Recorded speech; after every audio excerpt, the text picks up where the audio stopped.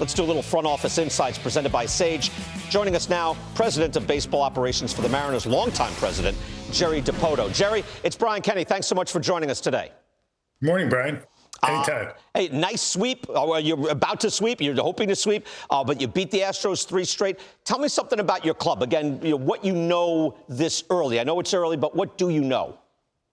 We got off to a slow start offensively. We just weren't swinging the bats like we can, especially in the middle of the order.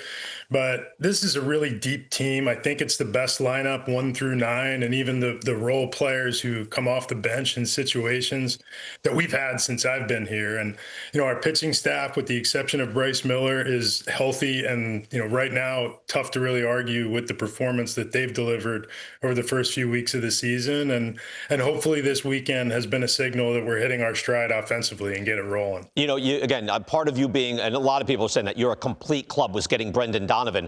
I guess a 3-team deal.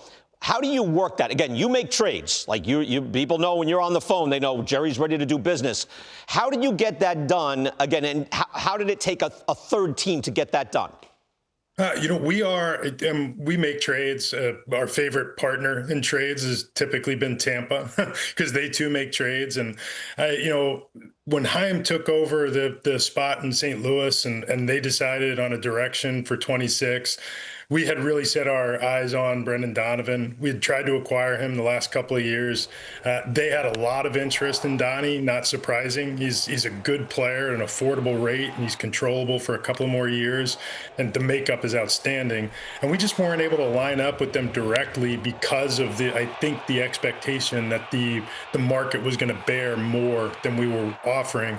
And enter Tampa Bay, just called Eric and asked him if he had any interest in getting involved and serving as a lever, and that worked out. Dave Cameron and Jeff Sullivan, I think in the background, were doing some work to drive the talking heads to good decisions. And I think we made one. And, we're thrilled to have Brendan Donovan. He's been as advertised and maybe even more.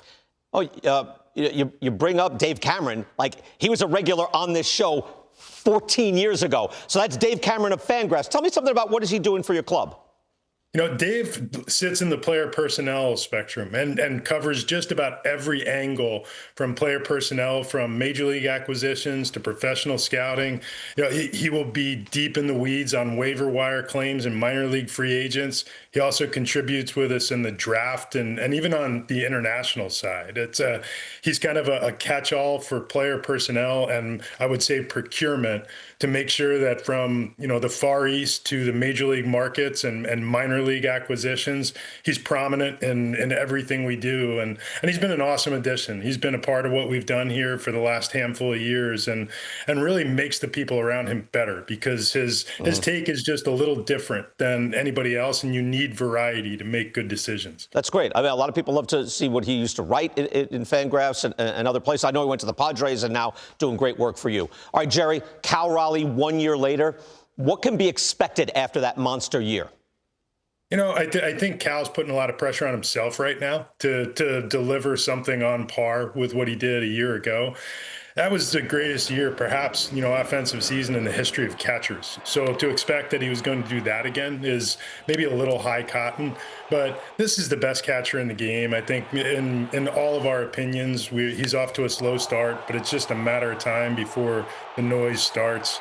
He's got his power. I don't know that 60 home runs is a realistic target, but Cal's going to hit his homers. He's going to drive in his runs. He's going to get on base. And I think while the hits have been slow to come these first few weeks, we're starting to see the power emerge. And he's been taking his walks, and generally how this works, in my opinion, is as you start out slow offensively, you take your walks, and that OPS comes very quickly once the power stroke it comes in, especially when the weather warms. This is not a very different recipe than he experienced last year. It was a slow first 7 or 10 days, and then it just exploded. And, I won't hold him to the standard of having the best season in history, but the standard is go out and be one of the best players in our lineup and one of the best players at his position in the league. You made news a week or two ago. I want to ask you about Colt Emerson, 8 years, $95 million extension, age 20 season, shortstop.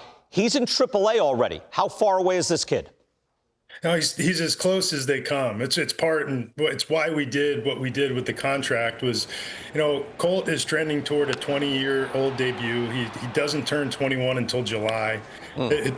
Generally speaking, young players who get to the big leagues that soon, who are as well, I guess, rounded and polished as Colt is, tend to play long careers. And if you get to the big leagues as a 20-year-old, that means you're going to get to free agency at a very young age.